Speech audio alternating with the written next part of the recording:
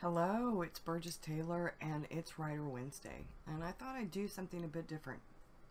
I have a stack. These are not all of the books, but these are a lot of the books that I have used over the last few years trying to figure out my method. Some of these are really great books. Others are pretty good. There's this quote in a book, a character by J.D. Salinger. Okay, the character is Seymour Glass. And he is talking to his brother Buddy, who is an aspiring writer. And this is his advice to Buddy.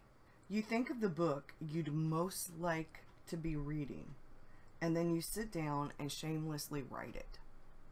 Now, that's good advice. That's what we need to do. I've heard other quotes that are similar. Write the book that you want to read. I was a pantser.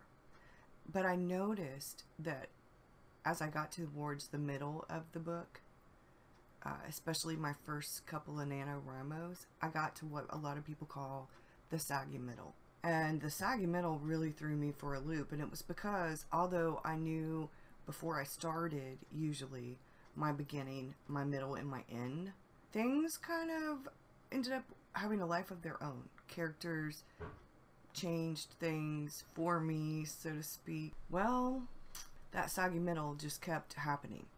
And then I finally sat down and thought, you know, after watching quite a few videos and reading quite a few books and everything, that I needed more structure. I still needed some freedom, but I needed more structure. So I started trying all different methods of outlining. I got seriously into the 3-act structure. I did Save the Cat. I did all different kinds of methods. We're going to go through. Stephen King's book on writing is one of the best. So is Annie Lamont's Bird by Bird. Now I've got Writing the Paranormal Novel, which has some really good stuff in it because I am writing a paranormal novel. Plot Perfect is really great. It has some really great information. It will really help you build scenes. Stephen King's Secret Windows, Essays and Fiction on the Craft of Writing. Excellent read. Art of Plotting. Really good book. You can see some of the books that I have little tabs in. First Draft in 30 Days. This is actually pretty good for Nano. Really good for Nano. Your First Novel. Published author and top agent shares the keys to achieving your dream. This actually has some pretty good stuff in it. This is the original Save the Cat, the one by Blake Snyder, which is for screenwriting. But as you can see, I have index cards and I have a couple of pages that are dog-eared. I don't mind writing and annotating or anything in my books that are for learning.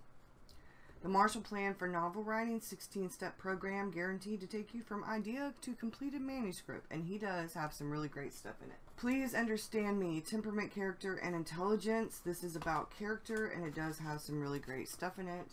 Character Traits, The Writer's Guide. This has really, really good stuff in it. Planning Your Novel by Janice Hardy. Ideas and Structure, a step-by-step guide to turning your idea into a novel. And this does have some really great stuff in it. As you can see, I have really, really used it. How to Write Killer Fiction, The Funhouse of Mystery and the Roller Coaster of Suspense. The Emotion Thesaurus, A Writer's Guide to Character Expression. This is really good. And then we get to some of the books that I'm actually using.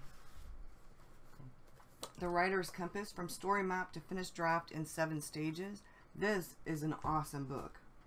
I actually still refer to it a lot. Right now, as you can see, all the tabs in this one. Save the Cat Writes a Novel, the last book on novel writing you'll ever need. And then we have Joseph Campbell, The Hero with 1,000 Faces, and Christopher Vogler, The Writer's Journey. And I have notes and stuff in both of these. I am using The Hero's Journey for Character Arc, and I am using Save the Cat Writes a Novel, 3-act structure for the plot. We're going to get into this a little bit more, but I'm going to show you what I've been doing. Now, for those of you who are interested in how I actually do The Hero's Journey and I plot out certain things, but I especially do my character stuff, one of the books that I use is Mapping the Hero's Journey with Tarot by Arwen Lynch, and I also use Tarot for Writers. But I will be covering that part on my second channel, and I will leave a link to that channel. I haven't done that video yet. I will be getting to that video. Let's talk about what I'm doing. So I've been changing up my method based on what I've been learning from Save the Cat Writes a Novel and what I've learned from previous NaNoWriMos. This is my notebook where I'm actually writing my bits and pieces of my novel in. And this is my writer's Bible, and this is where I have goal setting. It's like, this is my bullet journal. I use this every NaNoWriMo, and I track where I'm at. I'm doing all different kinds of things in here. This stuff right here is from 2018. I wrote the quote, and we're gonna go from here because I'm not quite ready to plot out to do my writer's Bible yet, but I will be doing that soon. I'm going to start that at the beginning of March, because that's when I really start working on some of the stuff for Camp NaNoWriMo in April. So for Valentine's Day, I got a new notebook.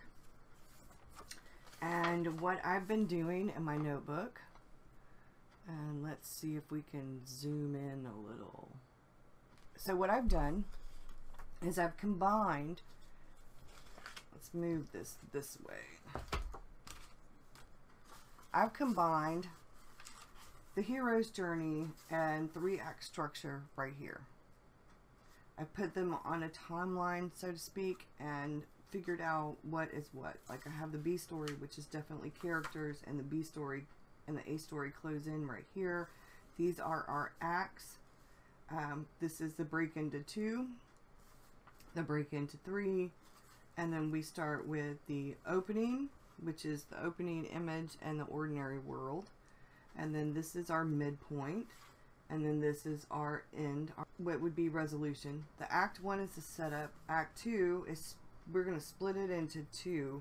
It's the response and the attack, and then act 3 is the resolution, or rising action, first part, action crisis, second part, and the climax is the third part. And then we have the Save the Cat outline, the hero's journey outline, and then right here I have what is this, where you see the rising action, the hook, the rising action, the falling action, the denouement.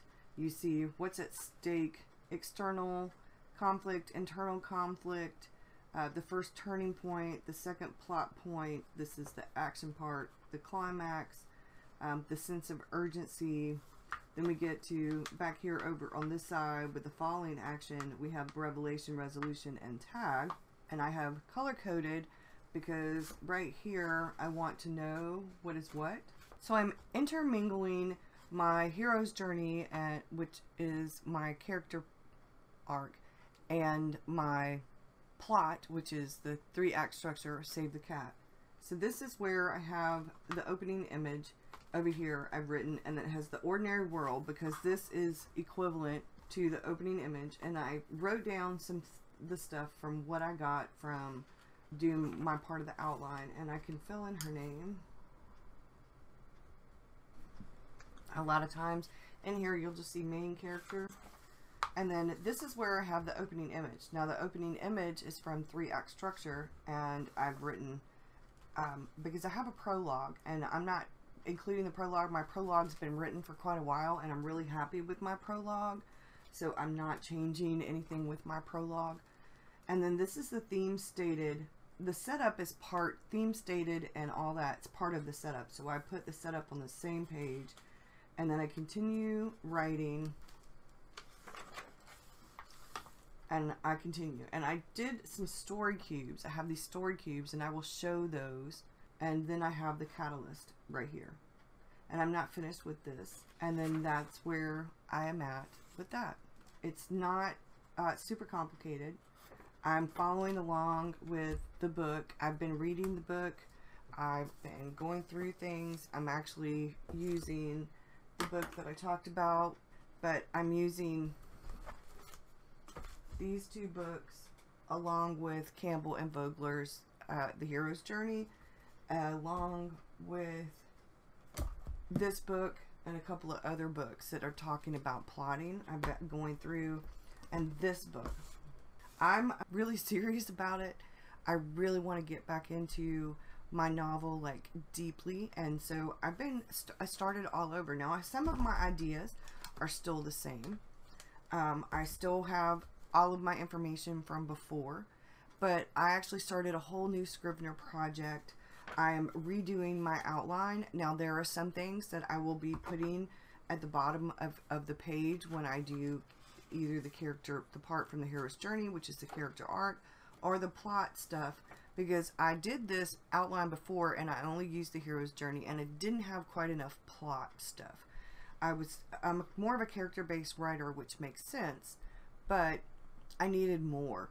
So I will be taking notes in a different colored pen, where it's from my old outline. After I get this new outline done, I'm going to be adding stuff in. I think it's really important to look at things from the standpoint of whatever it is that works for you. And to me, this is what works the best for me, is figuring out what I can do that will make it make sense to me. I need structure. I tried doing it without structure and it didn't work. I tried doing it with way too much structure. I got to the point where I was outlining scenes, and that wasn't working very well.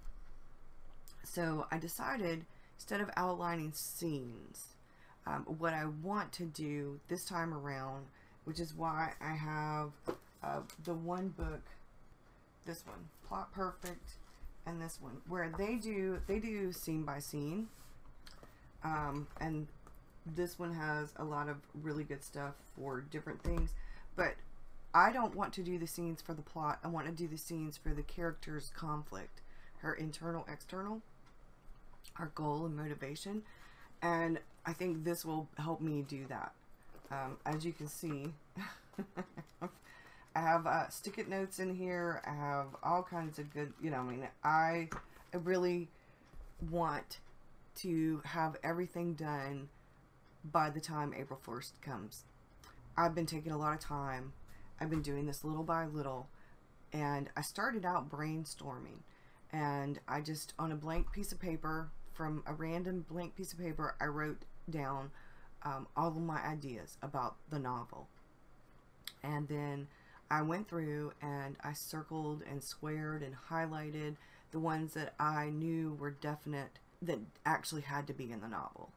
And then I looked at the ones that I wasn't really sure about, and I put those to the sides, and I got rid of the ideas that I knew didn't need to be in the novel at all.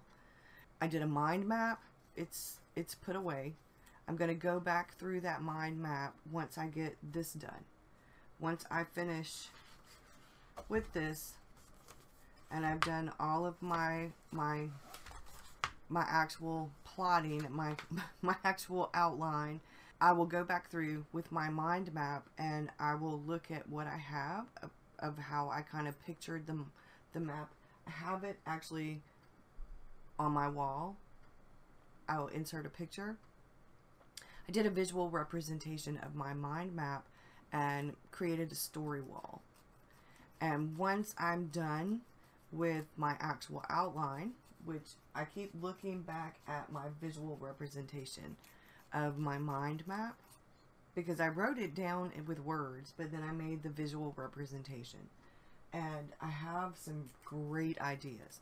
I'm going to incorporate different things, and then I will take index cards, and I have these sticky note index cards that I can write out things and put it on my story wall and number them and create, and then take them out and write them down in my notebook to go along with my outline, and then put them back up on my story wall. Actually, they'll end up on my wall and a little bit on the story wall, because I used a poster board instead of the actual wall, because I didn't want a bunch of holes in my wall. I'm at that place where I'm doing really good. I've actually even got a little bag of herbs on there. It's like a tea, and there's going to be somebody who ends up poisoned in my novel, and I put that bag, little tiny Ziploc bag of tea, herbal tea, up there to represent that, because it's one of the important parts of the novel. I've got a big thing that says whisper and secret, because there's a family secret, and there's all kinds of stuff going on in the novel, and I have the visual representation of it on the wall, on a story wall, sort of like a vision board for the novel. I am doing it bit by bit, and if you have any questions or you have something you'd specifically like me to cover, now if it has to do with the tarot and writing, I will be doing that on the other channel. I will be covering all the books that I use along with tarot cards and all that stuff. So I hope that you've enjoyed this. I'm going to get back to doing some outlining, and I will see y'all soon. Thanks for watching. Bye.